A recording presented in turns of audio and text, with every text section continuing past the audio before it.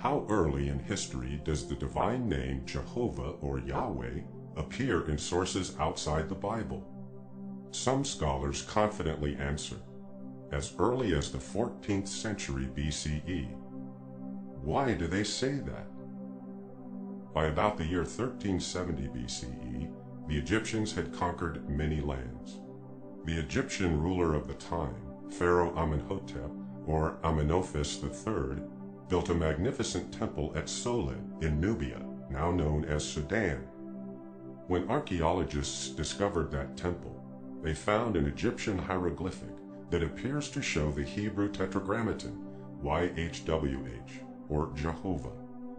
That engraving is older by 500 years than the famous Moabite stone, previously the oldest known occurrence of God's name. Why does the name of the God of the Bible seem to be engraved in an Egyptian temple? Pharaoh Amenhotep III dedicated the temple he built to the god Amun-Ra. The temple was about 400 feet long and stood on the west bank of the Nile River.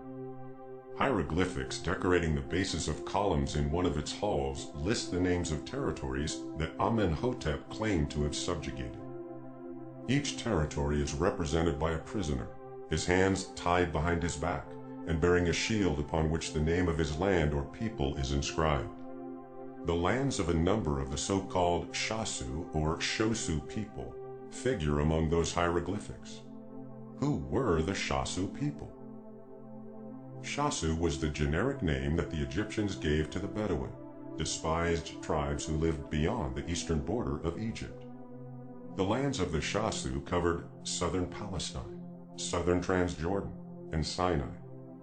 Some researchers say that the lands described as belonging to the SHASU extended as far north as Lebanon and Syria. The list of subjugated lands displayed at Soleb includes one that has variously been read Yahweh in the SHASU land, the SHASU land of YaHU, or land of the SHASU YHW. Egyptologist Jean Leclanc says that the name that appears inscribed in the shield at Soleb corresponds to the tetragram of the God of the Bible, YHWH. Most scholars believe that the name Jahu, YaHU, or Yahweh in this and similar contexts must refer to a place or a district. Scholar Shmuel Ahitov says that the inscription identifies the wandering area of the clan of the worshippers of YaHU, the God of Israel.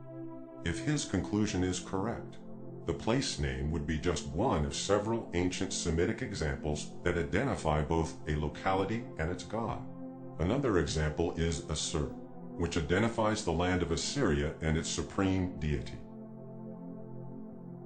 Regarding the inscription in the temple at Nubia, biblical scholar and archaeologist Roland Devaux says, "In a region with which the forefathers of Israel had so many connections, there was, as early as the middle of the 2nd millennium BC, a geographical or ethnic name very similar, if not identical, with the name of the God of Israel." A name still revered. Soleb is not the only place in Nubia where the name Yahweh appears in Egyptian hieroglyphics. What appear to be copies of the Soleb list are found also in temples of Ramses II at Amara West and at Aqsa. In the Amara listing, the hieroglyphic for Yahweh in the SHASU land appears close to those for other SHASU territories, thought to be Seir and Laban. The Bible associates those areas with southern Palestine, Edom, and Sinai. They were areas frequented by people who knew and worshiped Jehovah, both before and after Israel's sojourn in Egypt.